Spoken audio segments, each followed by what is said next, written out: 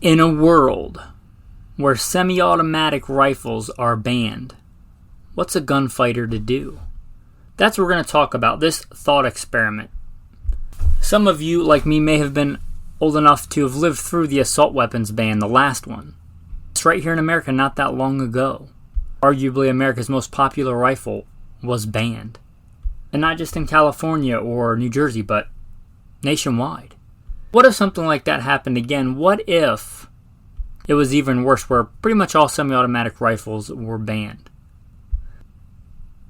This thought experiment is what we're going to discuss today on Gunfighter Life, the podcast where we talk about guns and gunfighting the right way, with Judeo-Christian values and real-world first-hand experience. Blessed be the Lord my rock, who trains my hands for war and my fingers for battle. With that, I'll put in the bio and we'll get into the main topic. So, who am I? Who is this person talking to you from across the internet? Why should you listen? First and foremost, I am a Christian, a servant of God, and a follower of Jesus Christ. God has blessed me to do many things in my life where I could do nothing apart from Him. U.S. Marine Corps combat veteran, did a couple of tours in Iraq. As an assaultman after my combat tours, I was an urban warfare instructor for the Marine Corps under Mojave Viper. Also served in the U.S. Army, both full-time and part-time National Guard. Also did several years in law enforcement, LAPD. I worked regular assignments and more specialized assignments. Been a private contractor for a 3-letter government agency. That's all I'll say about that. Been blessed to be a state rifle and pistol champion and West Coast regional rifle champion. Won more shooting competitions with the talent that God's given me than I can actually remember. Was blessed to be the commander of a tactical team in a large metropolitan area. Our primary job, the reason we primarily existed, was to stop active shooters. I got the opportunity to head up and be the commander of that team. I grew up around guns, hunting and shooting and competing at a very early age. Been blessed to hunt all over this beautiful country, from whitetail on the East Coast to mule deer on the West Coast, and bear and elk and all manner of things. I've even been a professional big game hunter and guide. But again, most importantly, I'm a Christian. And I am your host, Michael Milito. Welcome to the podcast. Now you might surmise, because I'm the host of Gunfighter Life, and I have made my life by God's grace in this world with a Bible and a gun, one way or another, pretty much the vast majority of my adult life, that I would be married to the AR, the Scar 17, whatever the case may be. But I'm not. I'm a warrior. Like David, a mighty warrior after God's own heart. And I'll be a warrior with or without guns. If you take my guns away, I'll train with a bow and arrow. You take that away, I'll train with sticks and stones. And I'll still be, by God's grace, hopefully always, a righteous man of God and a mighty warrior. Guns are simply a way to project force, to change somebody's behavior that needs to be changed. And although I'm certainly not for it, I could certainly see a future where ARs are banned, where semi-automatic rifles are banned. Again, it wasn't that long ago that they were banned. And I hope the day never comes. But for a thought experiment, because thought experiments can be useful, let's look at what are some good options if semi-automatic rifles are banned. Right off the bat, I will tell you, if the peanut butter and chocolate hits the fan, you've probably heard this before, my go-to long gun is not going to be a semi-automatic rifle. It's not going to be a rifle at all. It's going to be a shotgun. Nothing rivals its versatility for putting food on the table and for personal defense, in my opinion. And that's likely what you tune in for. But I still see the need for rifles. I still have go-to rifles. In certain circumstances, like if it's just not carte blanche, but I have other circumstances, I would grab a rifle, likely my Scar 17. But let's say that semi-automatic rifles are banned. So right away I would go to the shotgun. Even when the assault rifle ban was in place, semi-automatic shotguns were not affected. You could get semi-automatic shotguns. Even right now in California, you can run semi-automatic shotguns. And let's go even further. Let's say semi-automatic shotguns are banned this time. Pump-action shotgun. When I go to drive through California, whatever, pump-action shotgun. They can think all that they want and let them think. that black rifles are more dangerous, because a pump-action shotgun is, for almost all survival and defensive scenarios, a better tool for the job. So just choose it. What's that great quote from the Count of Monte Cristo? Let neglect become our ally. They're so focused on this seemingly dangerous AR-15 that shoots a varmint bullet, when we can be rocking a 12 gauge with double-aught Bucker slugs. But let's not cheat. So let's assume that you want a rifle. Semi-automatic rifles are banned, and you want a rifle, because when you want a rifle, it's a pretty specific tool. You want to project force farther or want more precise shooting up close. And again, let's not make some Frankenstein rifle like an AR where the magazine doesn't come out and all this other stuff. Let's talk about legit all semi-autos this time are banned. So semi-autos are off the table. Semi-automatics of any kind, sadly. Includes pistol caliber carbine, semi-automatic long guns of any kind. Well, in my mind, this avenue kind of bifurcates. There's a fork in the road, and you can go down the one of two roads. You can go down the lever action pistol caliber carbine road, or you can go down the full power bolt action rifle road. Let's first take the fork that leads down the lever action rifle road. Lever actions are great. They've been around a long time. They're often referred to as the redneck assault rifle. They can give you quite a fast rate of fire, especially if this was going to be your go-to defensive carbine. Go look at like cowboy action. It would be sad if restrictions or regulations knocked us back 150 years, but again, it would not cause me to have a heart attack if that happened. I would submit the most versatile of these to fill the most roles is going to be a lever action 357/38 special. Much like in revolvers, you got to be careful with bullet seat depth and stuff. But most 357 Magnum lever actions will also feed 38 special and fire 38 special. So you get the duality of cartridges there. You can go very mild wad cutter, semi-wad cutter, just straight lead. If you reload, very, very affordable. And if you're getting into reloading and you own one, probably the one I would start with. And the easiest cartridge in my experience ever to reload for is 38 Special. Use a real voluminous powder. That way you don't put several charges, because a 38 Special case you can fit several charges in. Get something that takes up some space so you can look down and decipher how many charges if you happen to double charge a load. It's a real thing. It really happens. Getting a little bit off topic. 38 Special is great. It's a great small and medium small game round. It's a great training round. It's cheap and easy to manufacture. And 38 Special is, in a handgun, a good defensive caliber. In a long gun, you just pick up even more and more velocity. You pick up quite a bit more power in that longer barrel. If you don't know how that works, just think of it like this. For all practical purposes, could get outside these simple parameters, but for simplicity's sake, when a bullet leaves the barrel, there's some percentage of unburnt powder. The longer that barrel is, the less percentage of unburnt powder there is. Therefore, the more powder burns in the barrel, the higher the velocity. The more of that potential energy gets transferred into kinetic energy, the longer the barrel.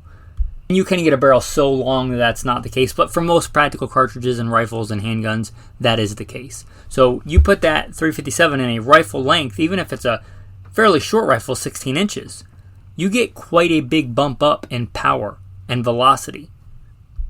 A lot of these will hold several rounds in the tube, and since they're not usually detachable box magazines, if that's another legislative hurdle, it won't be for this.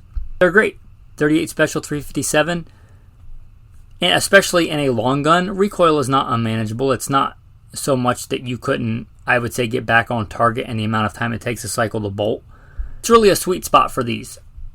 With proper bullet construction, it's a fine medium game harvesting tool, 357 Magnum, with something like 158 grain soft point bullet out of a carbine. Fantastic deer round, especially at reasonable ranges. You live east of the Mississippi, you live in the Green Mountains of the Northeast, or in the cypress swamps of the Southeast, places like that. Fantastic choice for hunting. A viable self-defense cartridge, very versatile. Very good choice. If you want to bump it up, if you say, I primarily want to hunt, I want a little bit more power than that, hogs, deer, maybe even elk, I want to stay with the lever action PCC, but I may also have to use it for defense, you never know.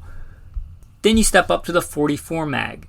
Now the 44 mag will also shoot 44 special, but unless you reload, in general, 44 special is not really that much cheaper.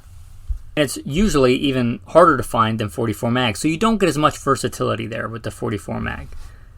It's plenty powerful enough for pretty much anything in the lower 48. I would say it is powerful enough for anything in the lower 48 for sure, with proper bullet construction at reasonable ranges.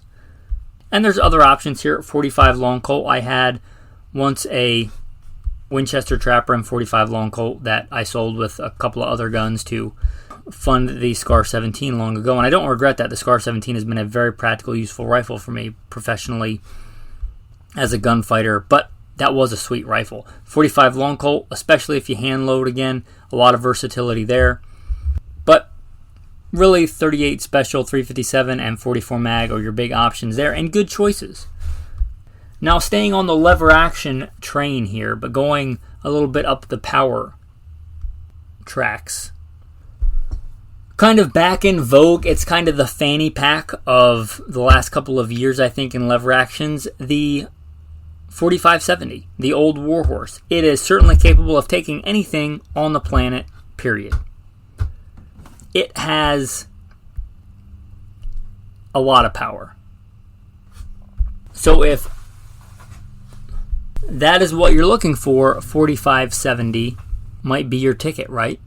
I don't think it's nearly as versatile, but if you don't care about versatility, you just want a powerful, beefy lever action gun, you want a classic caliber, classic cartridge, 4570. The original loadings for that are fairly mild for a long gun. They're still pretty powerful, but you can get pretty crazy with modern, strong action lever action rifles and load them pretty hot. But if you want to stay on that kind of straight-walled, traditional lever action caliber, you can go there. And if you want to get away from that, that's kind of an in-between, and go to traditional lever action rifle calibers. 30-30 is an amazingly versatile and awesome round. It's been killing deer and elk for well over 100 years. It's still a fine cartridge to do so. The Marlin 336 and Winchester 94s are awesome guns. They've been awesome for decades. They continue to be awesome. And there is no reason why they wouldn't be a good choice for this world where you cannot have a semi-automatic rifle. If you want a little bit more range, think of it as a short-range cartridge today, but not long ago that 30-30 was at the top of the game for long-range shooting. And I would submit out to 200 yards, it's great. If you want something with a little bit more range in the 44 mag 357 and even flatter trajectory than the 4570 to kill deer and elk, and a common cartridge that's got a very good reputation, 30-30. Just because it's old doesn't mean it's not great. It's classic, it's practical, it's powerful, it's commonly available in lever action rifles, it's awesome. Now, these are kind of the classic, what we think of lever actions. There are a new class, and by new I think these started out in the 1950s with the BLR, so you know where I'm going if I say BLR. Box magazine fed, modern full power rifle rounds. Browning BLR. You can get it in 308 if you wanted an all-around rifle. Yeah, it's not a semi-automatic, but you get a fast rate of fire, detachable box magazine, 308. You can get it in a bunch of other calibers too. I just went with 308, but 30-06 you can even get it in 300 Win Mag. 300 Winchester short mag. Awesome option, and recently we see another version of this came out very recently. The Henry came out with their version of this, and the Long Ranger. So if that kind of appeals to you, you may look at that. You may look at those platforms. Those would be a viable option. If you want that 308 performance, you can get it in a lever action gun. Now I'm going to mention this as we transfer to the other side of the road here, because they're not lever actions, but a similar concept, pump actions. There are and have been pump action 38 Special 357s. Pretty cool, handy little rifles if you just prefer a slide action, pump action, to lever action. There's a lot of reasons for that. And if you want it in a full powered rifle cartridge, a really underappreciated an awesome crossover for hunting and defensive use, and just a great weapon. The Remington 76, 760, and 7600. Pump action, 30-06 most popular by far chambering in that rifle, I think, but you can get it in 308 and 243 and all kinds of cool calibers.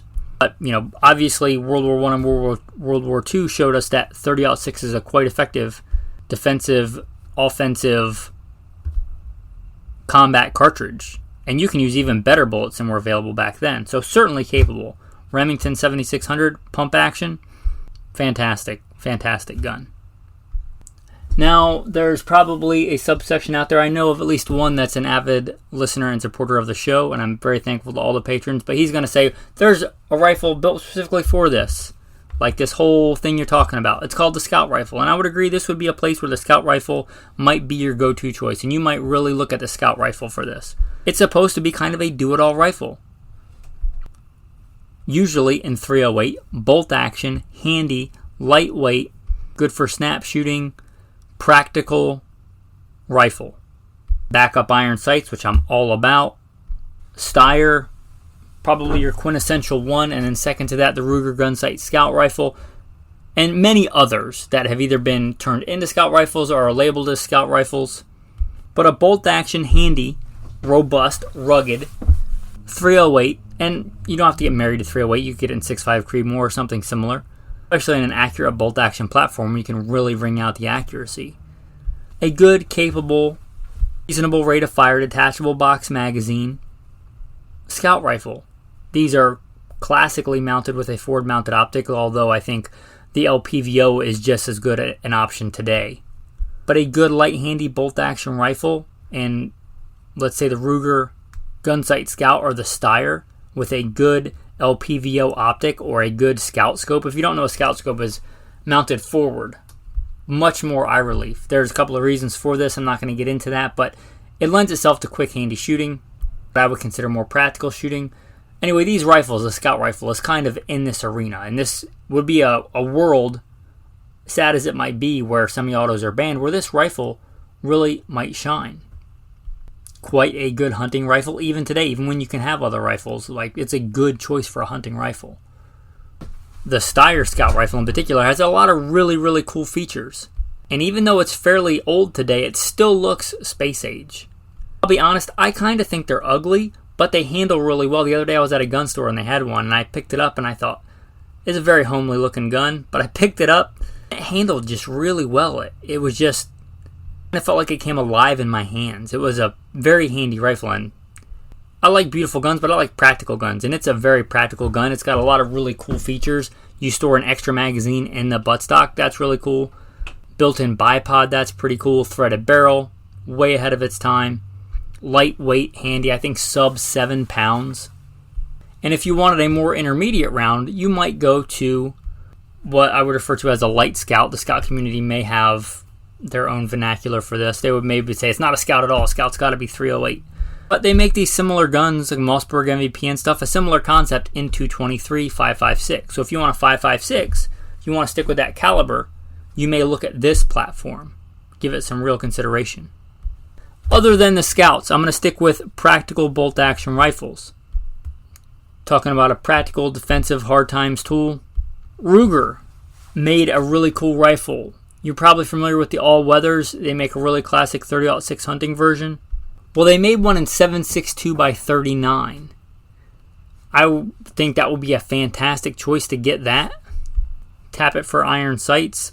It comes ready for a scope, so put an LPVO on it. It'd be a fantastic all-around gun. And I don't think I have to say on this podcast, you probably know enough to know that the 7.62 by 39, the AK round, has plenty of street cred when it comes to being an effective intermediate cartridge. So you may really want to look at that platform if that's something you're interested in. They don't make them anymore.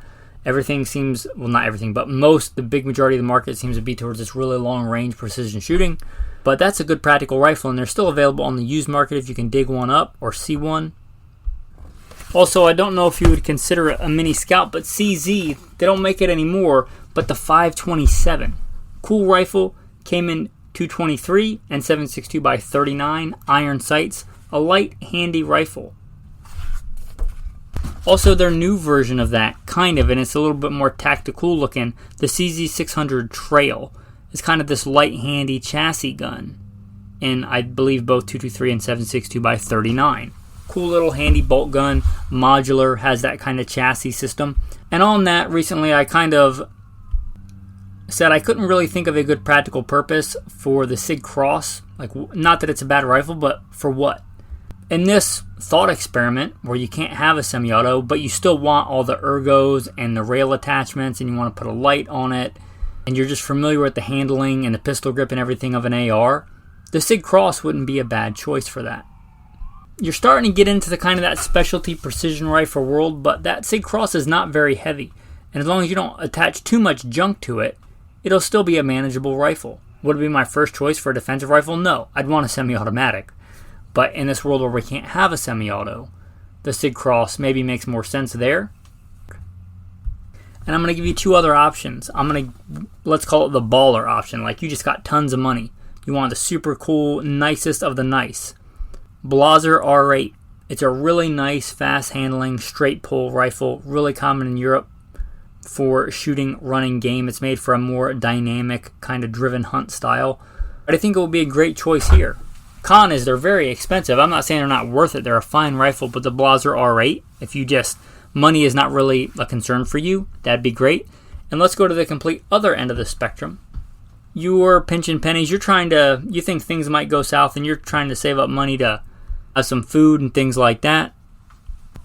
The M44, the Mosin Nagant carbine. Now, the regular Mosin Nagant is pretty big and heavy and bulky. There's no doubt it was an effectively used combat rifle, but it's really big and heavy. The M44 is a more manageable size. So the Mosin Nagant carbine, they're not, sub $100 like they used to be, but if you're on a budget and you're looking for a good, robust, kind of practical rifle for defense, for hunting, kind of a crossover survivalish rifle, you're on a budget, the M44 wouldn't be a bad choice. Now, what would I choose if I had to pick one of these options? Like, I couldn't have the Scar 17 as my go-to peanut butter and chocolate hitting the fan rifle. I couldn't even train with it day to day. Semi-automatic rifles were banned, whatever the case may be. I would probably go with the Scout rifle. I probably wouldn't mount it with a Scout scope, but I'd probably mount it with an LPVO. Although, you know what, I might mount it with a Scout scope. I've only played with a Scout scope once, like actually using it. But I'd probably go with a Scout rifle. I think it's good for what it was intended to be, a good all-around rifle. Good, certainly out to 300 yards, which is, if you're shooting a target, I'm not saying it's never possible, but for almost all practical scenarios, it's going to handle defensive use.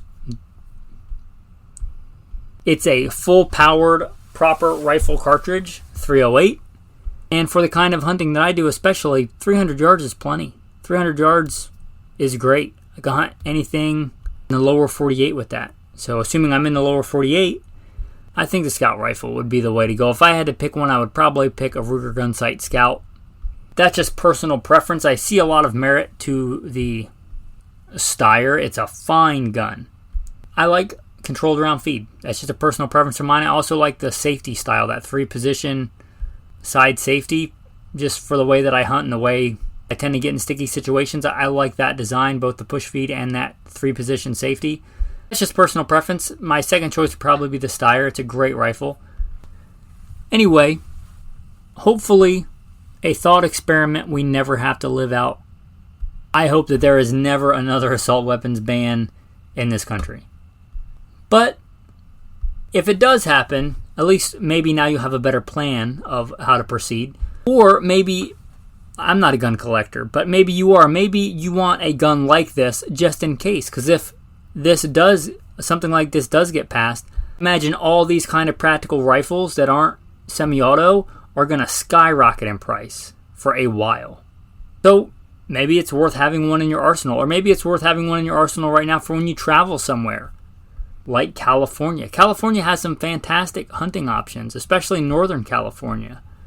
Maybe you want a vehicle rifle that has to be unloaded. Yeah, but if something goes down while you're in California, at least you have one. There's practical reasons for this right now. Maybe you live in a place where you either got to have some kind of Frankenstein AR. That's an AR kind of in name only, but it's been neutered so much, you really got to think, is it actually more practical than a good bolt-action rifle or a good lever-action 357? There's places like that right now, and I'm not familiar with all the laws, and maybe there's some legit workarounds, but California, New York, New Jersey, Maryland.